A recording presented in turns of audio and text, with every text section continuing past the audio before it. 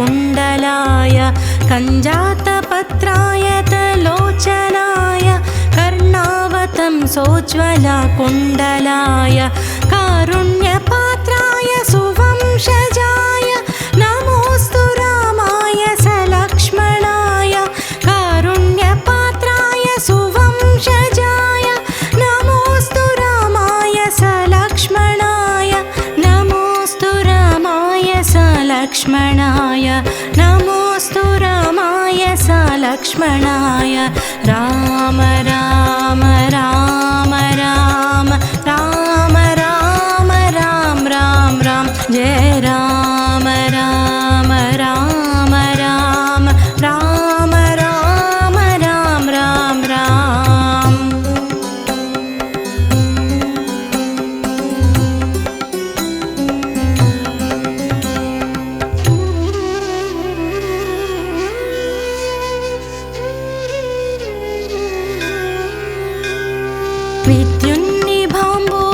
विद्युन्निभाम्बोधसुविग्रहाय विद्याधरैः संस्तुता सद्गुणाय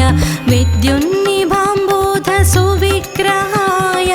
विद्याधरैः संस्तुता सद्गुणाय वीरावताराय विरोधिहर्त्रे नमोऽस्तु रामाय सलक्ष्मणाय वीरावताराय विरोधिहर्त्रे नमोऽस्तु रामाय सलक्ष्मणाय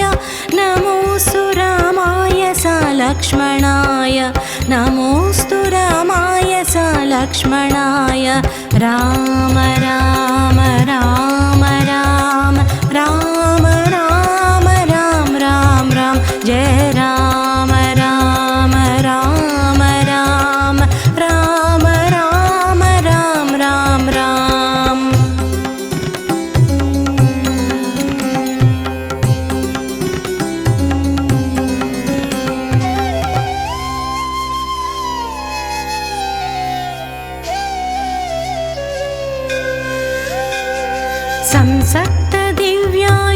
संसक्तदिव्यायुधकार्मुकाय समुद्रगर्वापहरायुधाय संसक्तदिव्यायुधकार्मुकाय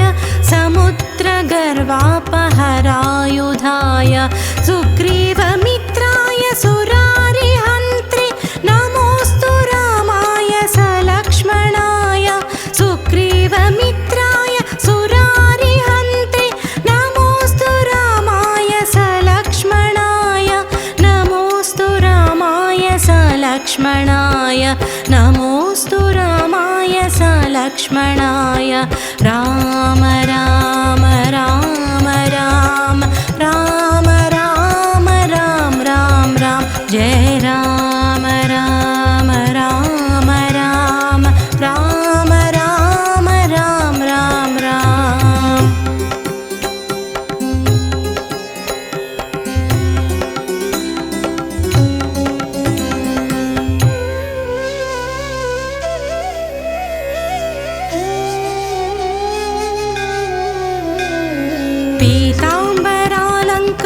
पीताम्बरालङ्कृतमध्यकाय पितामहेन्द्रामरवन्दिताय पीताम्बरालङ्कृतमध्यकाय पितामहेन्द्रामरवन्दिताय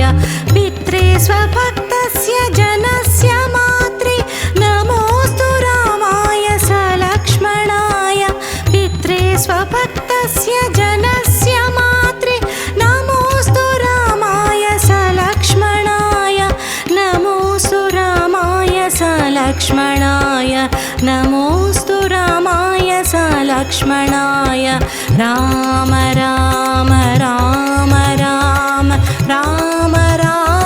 राम राम राम जय राम राम राम राम राम राम राम राम राम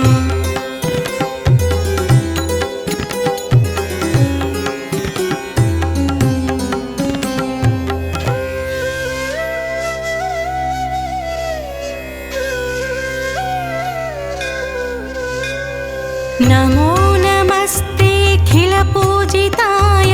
नमो नमस्तेन्दुनिभाननाय नमो नमस्तेऽखिलपूजिताय नमस्तेन्दुनिभाननाय नमो नमस्ते रघुवंशजाय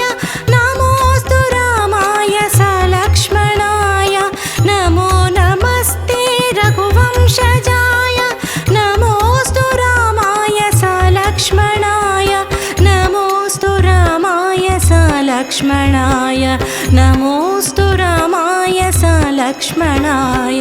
राम राम राम राम राम राम राम राम राम जय राम राम राम राम राम राम राम राम राम राम राम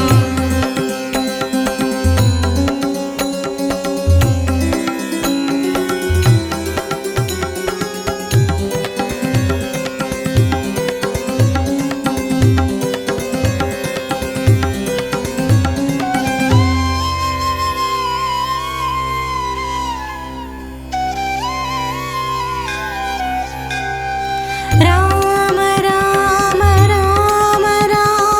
राम राम राम राम राम राम जय राम राम राम राम राम राम राम राम राम राम राम राम राम राम राम राम राम राम जय राम जय राम श्री राम जय राम जय राम जय राम श्री राम जय राम श्री राम जय राम श्री राम जय राम श्री राम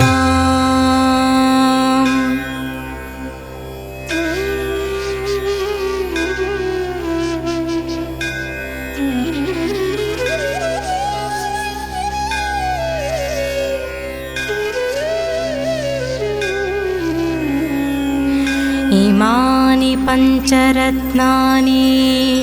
त्रिसन्ध्यं यः पठेन्नरः सर्वपापविनिर्मुक्तः स याति परमां गतिम् इति श्रीशङ्कराचार्यविरचित श्रीरामपञ्चरत्नं सम्पूर्णम्।